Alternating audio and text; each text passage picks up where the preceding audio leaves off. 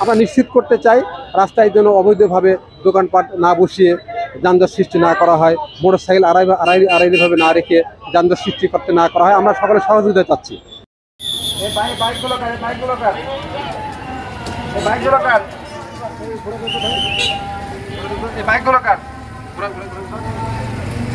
Motorcycle চালক ভাইদের দৃষ্টি আকর্ষণ করছি, আপনারা দয়া করে রাস্তার পাশে এভাবে আড়াআড়িভাবে হুন্ডা রাখতে পারবেন না।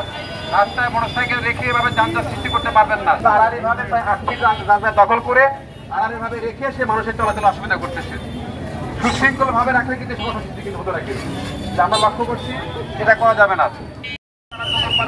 দোকানদারি করছে, ফুটপাত দখল করে তারা দোকানদারি করছে, এটা করা যাবে না।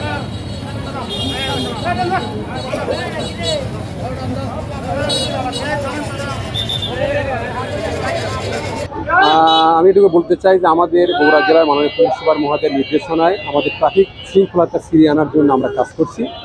আমরা গত 3 দিন আগেও আমাদের পুলিশ সুপার মহোদয় নিজে আমাদের সাথে নিয়ে কাজ করেছেন। আজকেও সেই ধারাবাহিকতার অব্যাহতায় আজকে আমরা কাজ শুরু করেছি। আমরা আজকে পর্যন্ত আমরা 7 থেকে থানা মোড় হয়ে আমরা রাস্তা 2 পাশে ক্লিয়ার করলাম। আমরা আগামীকালকে থেকে আমরা কাঁঠালতলা যে আমরা ট্রাফিক সুন্দর ব্যবস্থাপনা ফিরিয়ে আনার লক্ষ্যে আমরা কাজ করতে চাচ্ছি।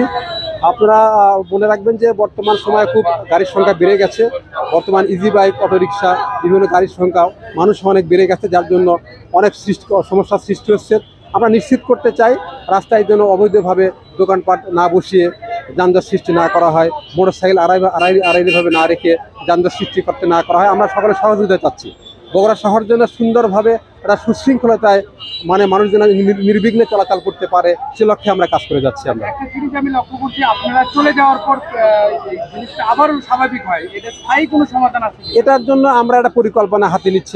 আপনারা দোয়া করবেন। আমরা আগামী কয়েকদিনের মধ্যে আমরা এর আগেও একটা পরিকল্পনা আমাদের ছিল, যেমন ইয়াকুবিয়ার মোড়ে থেকে আমরা বাস দিয়ে ইজি বাইকগুলো সাতপথে আসতে দিতাম না।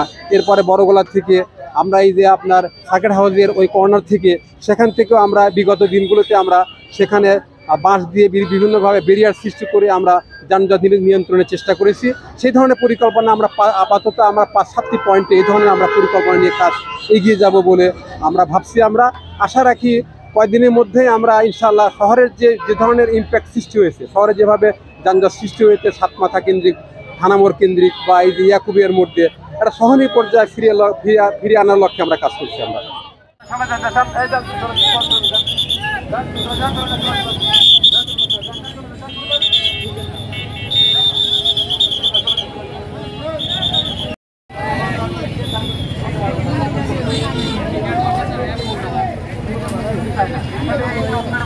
থাকবে না, হাসপাতাল চত্বরে কোনো দোকানপাট থাকবে না।